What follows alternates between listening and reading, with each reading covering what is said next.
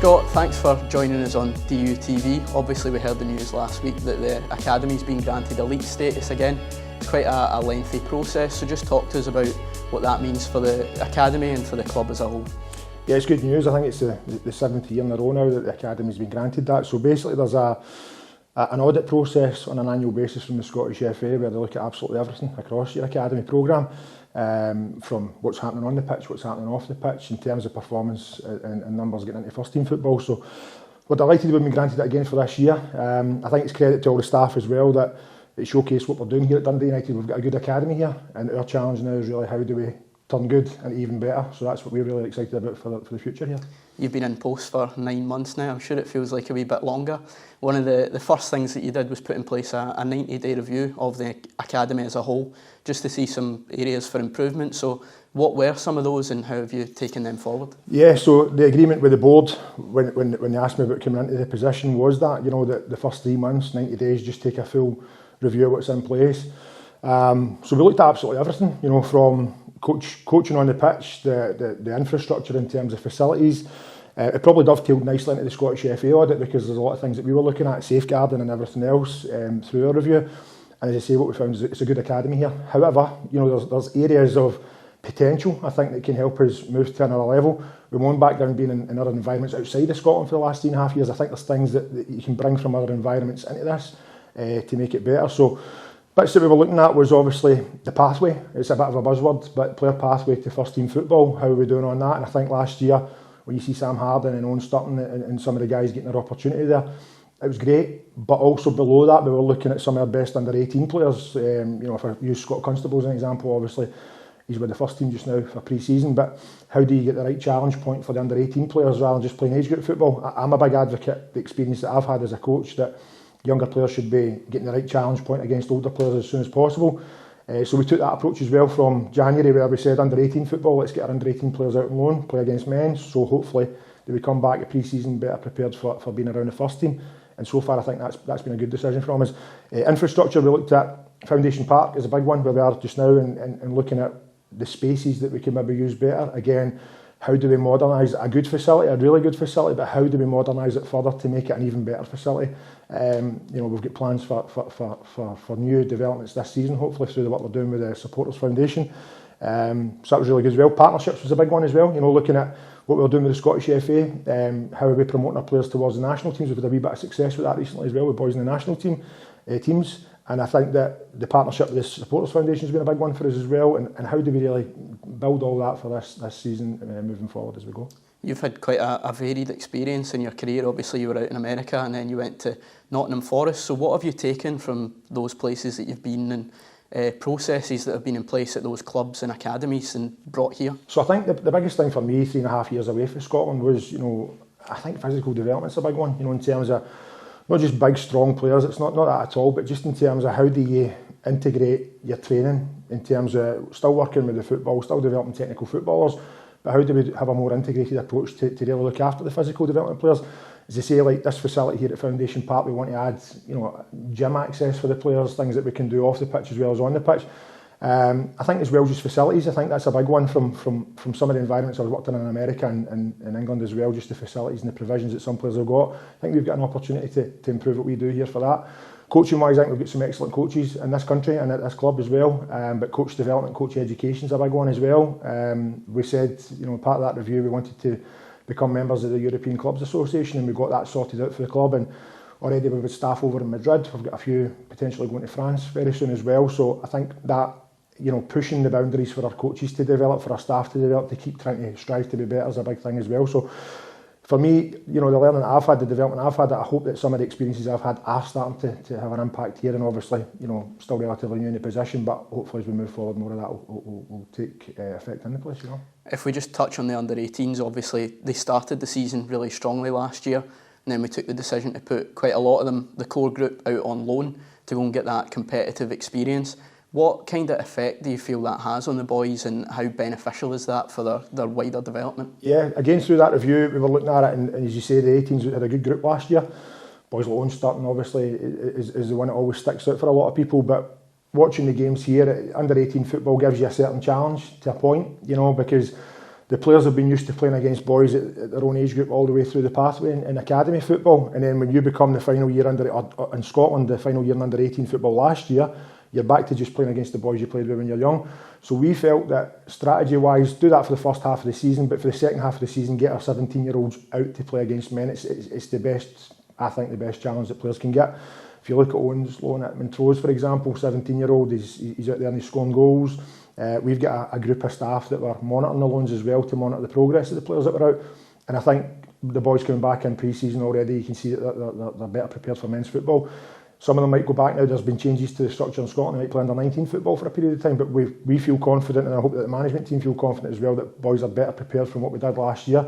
The knock-on effect of that sometimes is some people think that match results, in terms of taking a hit, you might win games, you might lose games.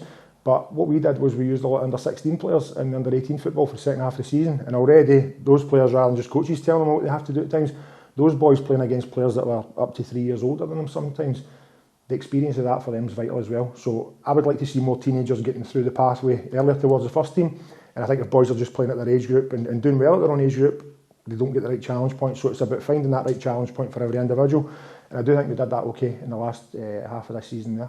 That also has an effect further down the academy as well, because if under 16s are going into the under 18s, then somebody from the under 14s might need to step up and take those boys' place. Again, it's nothing that we're doing here is by chance now. What we've done is, through the review, we felt that something that we could do was improve the processes in the academy. So we meet every Monday, all the staff meet a multidisciplinary team meeting now, where we plan out the weeks, we plan out the months, we plan out 6 weeks in advance, and we try and find the right challenge point for the players.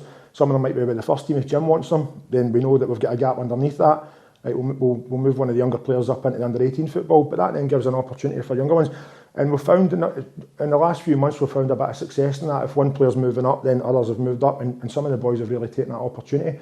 And we're now seeing boys under 15s, for example, that have been playing regular under 16 football, have even played in our under 18s this year, and then they're getting national team recognition as well. So I think what we're doing is, it's been good. The last 6 months has been good. I think we're seeing good progress for individual players. We're seeing progress in terms of the structure. So our job now is to keep moving that forward into the new season. You mentioned the loans there. If we just have a more in-depth look at that, obviously Sam Cleo-Harden had a massive impact towards the end of the season on the first team, helped us get into Europe. Charlie Dewar was out on loan at Alloa. I think he played 84% of their available minutes. Owen Sturton was probably the headline one, 9 goals in League One. Scott Constable, really influential at Stirling Albion, and Rory Adams, who's been out on a few now, he's got 6,500 minutes of senior experience under his belt at 20 years old. It's one of the biggest challenges in Scottish football, I think, for clubs to find a strategy for under 21 players to play football. We want them to be in our first team, obviously, but Jim's got that challenge. You want the first team to be competitive, but you also want to try and bleed your own players in, and I do think that Dundee United statistically have done well in recent times with that. So Sam, for example, again, it wasn't by chance. These things are all planned out in the background. I think credit to the chairman, credit to the first team management, credit to all the board as well. Everybody was pushing for players like Sam to be in the first team. Jim had a strategy to get him back involved after the loan period. For us as well, as a selling point, I was talking to one of the young players about a contract as an example, and we mentioned Sam as an example of that there was a strategy for him to go and play in the first team. For the tail end of the season, Sam goes and takes his opportunity, does fantastic, but younger players are watching that, and 1 or 2 players decided to commit their future to Dundee United on the back of that. So I think that strategically, I think it's really important that there is something in the background from the board level to the first team staff, to the academy, everybody being aligned and working together. I think Sam, Owen and Scott and the boys that you've mentioned there, having that strategy for them, it's going to benefit their long-term development as footballers. I think Saturday's friendly at Brechin was a really good illustration of the pathway that a young player takes into the first team. Obviously, you've got Ross Graham, who's established himself now. Scott Constable scored the second goal. He's been around that first team environment for a wee while now, and Harry Welsh is somebody who's just starting to break through. Those are the 3 scorers. No, it's brilliant. It's absolutely brilliant. I think, and again, everything we're talking about, having the strategy, having the pathway, making the right decisions at the right time for the individual players is important, but getting them the right challenge point is massive. And I think for what a positive story for the young boys at the start of this season. Now some of their paths might be they go back out on loan, some of them might stay with the first team, some of them might drop back into academy football for a period of time. But our job as staff is to make sure that we manage those journeys so that we get more individuals into the first team. So it's been a really good start to pre-season from an academy perspective, and I think that all the younger players looking up to that are aspiring to be Dundee United players, the players you've just mentioned there, you know, it's boys that are actively playing in their first team and having an impact. It's a pre-season game, we know that, but I think no better way to start than seeing some young boys doing well. You mentioned about building some strong relationships with the guys at the SFA, and we've seen that's been really fruitful throughout the past year. We've had Owen Sturton and Scott Constable and Sam Cleo-Harden away with the national team. Further down the levels, obviously we had Kai Hutchinson scoring that brilliant goal against Spain that went viral. Fantastic, and I think Kai's a good example. You know, that's one of the boys that's benefited from the movement in the pathway. We've played him in under 18s, we've played him under 16s football, even though he's still a relatively young kid. And again, very proud, you know, when you see him going and scoring at that level against Spain, it's fantastic. Again, Kai and all the other boys in the system, we've got individual plans and strategies for them to hopefully see them kicking on, but we've got to manage them in the right way. But no, back to the SFA as well, I think it's important that for Dundee United as an academy, we want to be one of the best that we are, one of the best academies in Scotland, we want to be even better. But I think having those external partnerships and relationships are really important for players moving into national team, but even the sharing of information in terms of the data that we've got on our players, making sure we're giving that to the Scottish FA, we're getting information coming back from them as well on performance, and I think that helps the players' journey, you know, as they move through. But as you say, we've had boys in the under-21 squad, 19s, and the younger age groups as well. So I think at the minute it's boding well for the future. Away from the park, we're currently sitting in the brand new analysis suite here at Foundation Park. It's one of many upgrades that's been made to the facility over the past couple of years. The Supporters Foundation's investment in that's been absolutely massive. How important do you feel that is in terms of retaining and developing the best talent, having a first-class environment for them to play football in? Well, you asked me earlier on about my own experience, and I think moving away from Scotland and being in other environments, and if I refer to America, for example, the colleges there, the facilities that they have are fantastic. You know, down in England, obviously, fantastic facilities as well, but for me, it's the people that make your environment. Your culture and your people are what make your environment. And I think if we are doing more to educate our players, our coaches, our parents, you know, absolutely everybody that's involved in the mix here, will be better. Now, we need the facilities to do that. This room that you're sitting in, for example, just now, we've had parents in here, we've had players in here, we've had coaches in here for education classes. We've got a camera that connects in here as well, live feeding for match performance analysis. So it's fantastic. It's a wee bit of a game changer for us, you know, putting these things into the facilities. And I think that further developments, when you mentioned the Supporters Foundation, it's their backing that supports us. I think the chairman deserves credit as well. You know, he's a big advocate and backs the academy as well, you know, financially and obviously with his words. And I think that's important, but equally so that the foundation members have been superb. And especially recently, that's through the review, something we wanted to do was to build strong relationships with the community. It's part of our new development plan, we really engage with the community. And I think that the Supporters Foundation in the last 6 months in particular have been excellent for us. And we've had a lot of really good conversations about how we can work and how we can develop partnerships further in the future. And hopefully we've got some exciting developments to come on that. As well as developing the facilities, we're trying to enhance the staff. We've got a lot of really good people here in the building at the moment, but we're also bringing some new faces in. Alex Cleland's coming in as the head of academy coaching, so just talk to us about what you're hoping to get from that. Yeah, again through the review, some really good people here, and I think that getting people at the right point in the pathway is the key thing for me if you want to develop young players. We've got some excellent part-time staff. You know, there's a lot of guys who have got other jobs that come in and work with the little kids in the academy. They do a fantastic job. We've got some full-time staff here as well that are doing a fantastic job as well. And then obviously at the top end of the pathway, we've got a fully professional group of staff there that are very experienced. Alec is someone who played with Dundee United. You know, he came through as a youth player. He played over 150 games for the club, won the Scottish Cup here as well. And he went on to win every domestic honour in Scottish football. Moved on to play for Everton in the English Premier League, and since then, for about 20 years, he's had a solid pathway as a coach from first team level and also with the transition of players. Alex's role, I felt there was a need for us to have an additional support role in the academy, that's someone that can support player development but also coach development.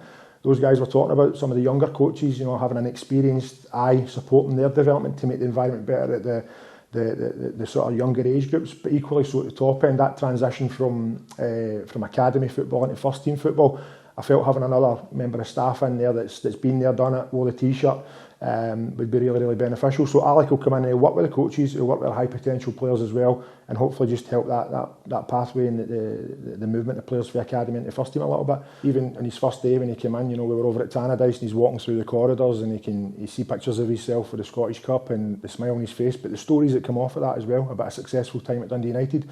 I think those types of things for the young players are massive, and we came back over here to Foundation Park and the Bulldragon kids were out doing some individual development work, and straight away Alex talking to a few of them about how he made his debut here at 17. And you know, I think having people like that around about the players is really important. You know, experienced players and experienced coaches.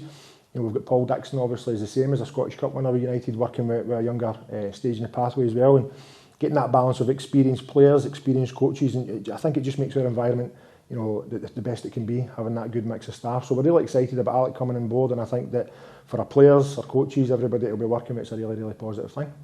Given everything that we've just discussed, it sounds like there's really strong foundations in there to go and build on. For the short to medium term plan for the academy, how do you see things going forward for this season? Well, I think we're in a good place. You know, when you've got young players in and around the first team, obviously pre-season as well, the boys are in and around the first team, which is fantastic. So there's good talent coming through. I think infrastructure as well, you know, as we said, through the planning that we're putting in place and the new developments we've got, hopefully we can raise the standard of that a little bit. Coaching, you know, better coaches around the players as well will hopefully improve their performances. So making the environment top is really exciting for us, and I think that there's a good energy about the place just now. Our challenge now is to live and breathe it every single day, you know, and really drive the standards. For me, football development's all about getting better all the time. You know, it's not just about saying we're doing great at this and sitting back. I think you start to fall behind when you do that. So for us, it's about saying, right, we're at a good level, but now the challenge for us is to take it to another level. And I do think with the people we've got, with the plans we've got, and with the infrastructure we've got, we can do something special here.